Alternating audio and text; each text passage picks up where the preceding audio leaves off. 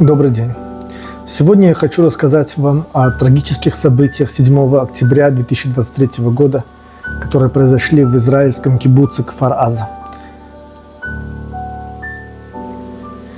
В этот роковой день, в праздник Симхат-Тура, боевики Хамас и палестинского исламского джихада открыли массивную атаку на Израиль.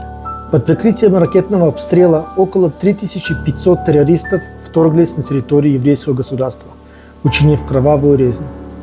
Особенно сильно пострадали кибуц Кфар-Аза, который находится в расстоянии меньше километра от Газы. Сотни боевиков проникли туда через проломы в заборе, захватили поселение и стали убивать людей. Многие жители были похищены. Лишь некоторым посчастливилось спрятаться в бронированных комнатах, миклатах и уцелеть. Когда на помощь пришли израильские военные, завязались ожесточенные бои. Солдаты вступили в схватку с террористами в домах и на улицах. Авиация наносила удары.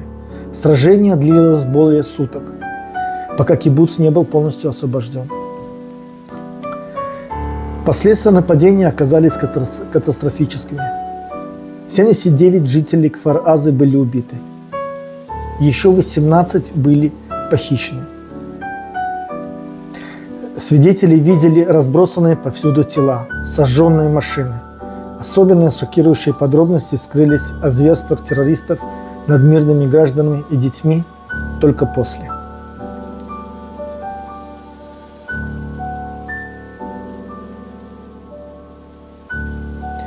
Эта трагедия навсегда останется в памяти Израиля. Мужество защитного кибуца вошло в историю, но ничто не вернет погибших. Мы скорбим вместе с их родными и близкими и надеемся, что по окончанию войны будет достигнута безопасность и люди смогут нормально вернуться к нормальной жизни.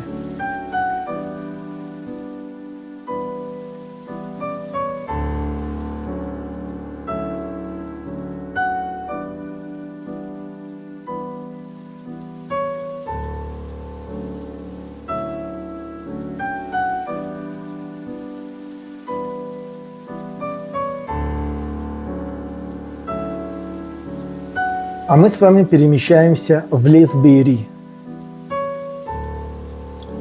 Около 3500 человек приняли участие в фестивале на открытой площадке возле кибуца Раим, примерно в 5 километрах от сектора Газа, во время которого выступили известные исполнители электронной и трансовой музыки.